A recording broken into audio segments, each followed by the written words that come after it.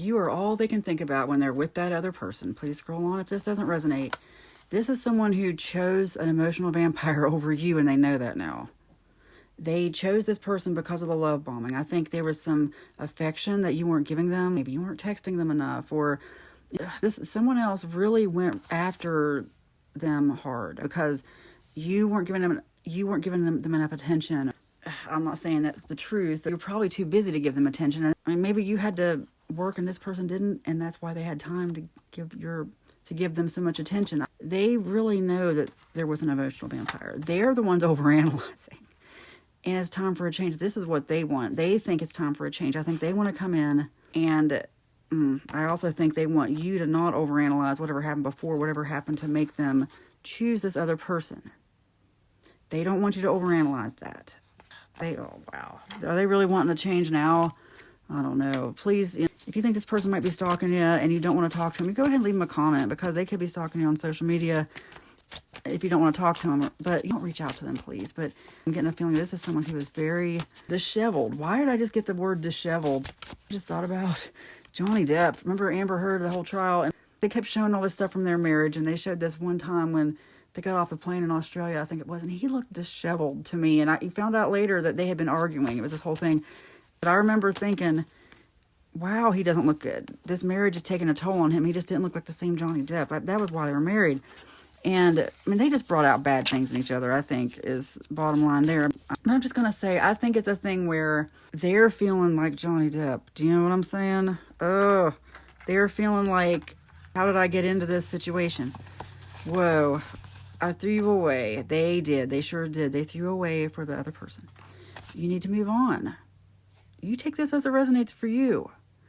I don't know if you want to move on from this person or if they should move on from you. That's up to you. This just came out in the last reading. Underwear your own power. And you hide your pain. This is kind of the opposite of emotional vampire.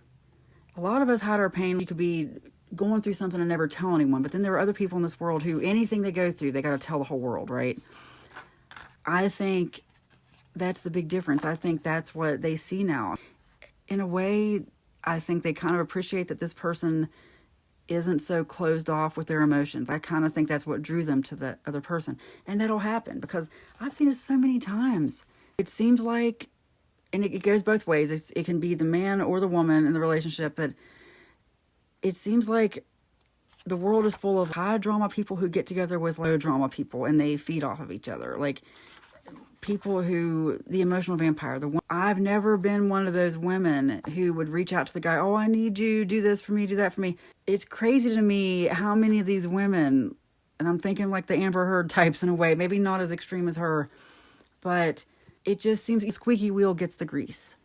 The person who is high drama, and I shouldn't just say women because it does go both ways, but it seems like some people enjoy being with those high drama people because they think their life would be boring without them, or because that high drama person, the emotional vampire, is the one who's going to reach out to them and say, like me personally, I'm going to lose out every single time to the woman who's going to text you and say good morning and ask how you're doing and tell you she wants you and all that stuff. I'm just not that person. I have other things to do than text you, and I just really don't care to have you in my life enough to text you to do that. So anyway, that's what I'm trying to say. Like some people, like if you're not a needy person, you're not going to squeak. The wheel isn't going to get greased. You know what I mean? And I think that's what happened is this person did a lot of squeaking. The squeaky wheel wants greased all the time, and the person's like, please stop squeaking. And I think that's what's made them miss you.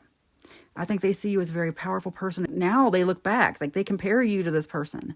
And they're like, whoa, were they even going through anything? I think now they realize you went through a lot of stuff and didn't even say anything. You never told anyone. Anyway, you need to decide if you want to move on.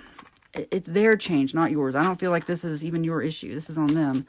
I'm just letting you know in case they reach out. Oh, these 3 cards are for you. Anything sent to harm you makes you more prosperous. You have nothing to hide and you are free. I think you're free of this situation. You're free of emotional vampires. Let's put it that way. And you do have nothing to hide. I just feel like have gone through life oblivious. Look, some of us just aren't needy and we get punished for it, but it's okay. It's not a bad thing. We're stronger than we realize. Strong people hide their pain. Anyway, let me just And with this, anything sent to harm you makes you more prosperous. It is spoken, it is written, and so it is. Amen.